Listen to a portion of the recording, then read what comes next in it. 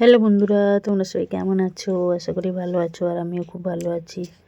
তো আজকে কি রান্না করেছিলাম দেখো। আজকে সানডে স্পেশাল চিকেন রান্না করেছিলাম। প্রথমে চিকেনটা ভালো করে ধুয়ে পরিষ্কার করে নিয়েছি, দিয়ে দই, হলুদ গুঁড়ো আর তেল আর লবণ দিয়ে ভালো করে মিক্স করে রেখে দিয়েছিলাম। কিছুক্ষণ রেখে দিয়েছিলাম, তারপর আমি মশলাটা রেডি করে নেব।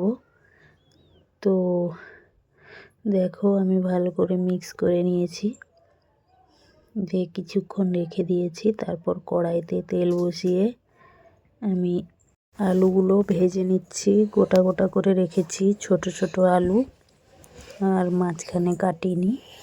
তারপর দেখো তেলের মধ্যে একটু চিনি দিয়ে দিয়েছি। চিনিটা লাল হয়ে যাওয়ার পর আমি 5 ফোড়ন আর জিরে আর তেজপাতা, শুকনো লঙ্কা দিয়ে দিয়েছি। দিয়ে পেঁয়াজ কুচি, রসুন থেতো করা দিয়ে ভালো করে আমি লাল লাল করে ভেজে নেব।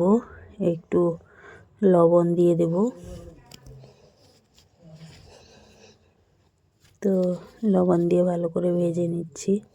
আর দেখো লাল লাল হয়ে গেছে পেঁয়াজটা। তারপর আদা বাটা দিয়ে ভালো করে মশলাটা কষিয়ে নিচ্ছি।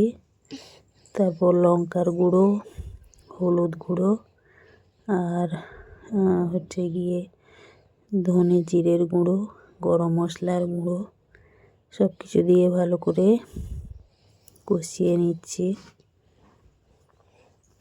তো দেখো মশলাটা কষানো হয়ে গেছে। টমেটো দিয়ে দিয়েছি, টমেটো দিয়ে ভালো করে কষিয়ে নিচ্ছি। তারপর একটু জল দিয়ে ভালো করে ঢাকনা দিয়ে কষিয়ে নেব। তো জল দিয়ে দিলাম। তোমাদের কি রান্না হয়েছে কমেন্ট করে জানাবে। আর জল দিয়ে ঢাকনা দিয়ে দিয়ে ভালো করে কষিয়ে নিচ্ছি মশলাটা যত ভালো করে কষানো হবে তত কিন্তু খেতে ভালো লাগবে চিকেনটা। তো দেখো মশলাটা যাতে না পুড়ে যায় তার জন্য আমি আস্তে আস্তে করে কম আঁচে ঢাকনা দিয়ে দিয়ে কষিয়ে নিচ্ছি।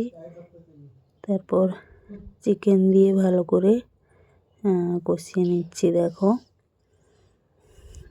তো দেখতেই পাচ্ছ আমি চিকেন দিয়ে ভালো করে মশলার সঙ্গে কষিয়ে নিচ্ছি। আলুও দিয়ে দিচ্ছি, কেননা আলুগুলো গোটা রেখেছি।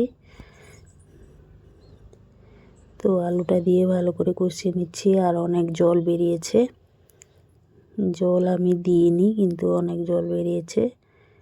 আর তারপর দেখো ঢাকনা দিয়ে দিয়ে আমি কষাবো। তো দেখো আমি কড়াইটাতে বেশি হয়ে গেছে মাংস, তাই জন্য আমি কুকারে ঢেলে ভালো করে কষিয়ে কষিয়ে রান্নাটা করে নিচ্ছি। তো দেখো জলটা অনেকটা শুকিয়ে গেছে আর তেল ছেড়ে দিয়েছে মাংসর গায়ে থেকে।